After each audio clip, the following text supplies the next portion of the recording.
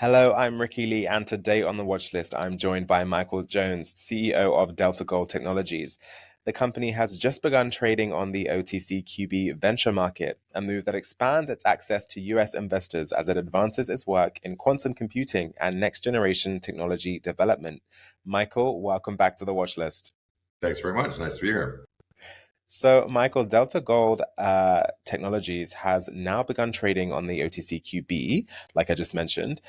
Beyond visibility, what practical benefits do you expect this listing to bring in terms of US investor engagement, partnerships, future funding opportunities, etc.?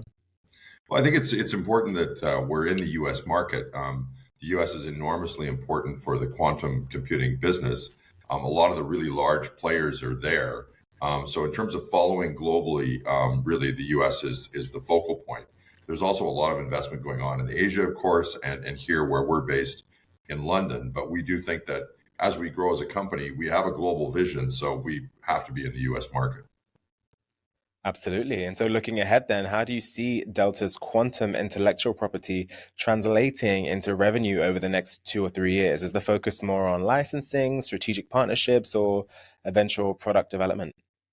Well, we're really early in the phase of developing quantum computing. We're right at the fundamental physics of creating a qubit, which is the core of a quantum computer. We all know regular computers have zeros or ones, quantum computers have qubits. So we're looking right at the base physics of actually creating how to create a stable and scalable qubit. It's very exciting work. It's going on at University of Toronto.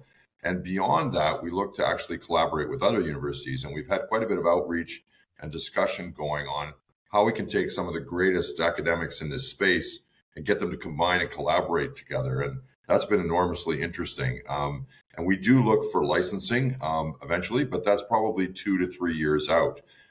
We do think that as we develop some of the technology, partnerships may become an important component as well. So we're keeping the revenue and business side of it relatively open as we develop the fundamental science, and then that will convert into patent protection and potential licenses. And as you just touched on there as well, you're working closely with the University of Toronto.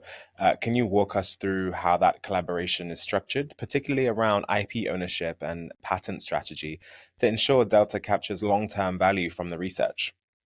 Yeah, that's a great question. I mean, I think first thing is we have a research sponsorship agreement. So we sponsor research over a 3-year period. It's $1 million Canadian a year. We've agreed to do that. We've paid for the first year already, and we're well funded to be able to fund the other 2 years as well with cash in the bank. For that sponsorship, we get 100% of the intellectual property rights in perpetuity globally, and the University of Toronto gets a royalty from any revenue or sales. So it's a fairly standard university sponsorship research agreement, and it gives us the ability to invest in the research and capture that intellectual property right. Amazing. Well, thank you so much for your time today, Michael. My pleasure. Thanks for having me on. Once again, that is Michael Jones, CEO of Delta Gold Technologies. For more on the company and its move into the OTCQB Venture Market, visit deltagoldtech.com. That's all for this episode of The Watchlist. I'm Ricky Lee. Make good choices today.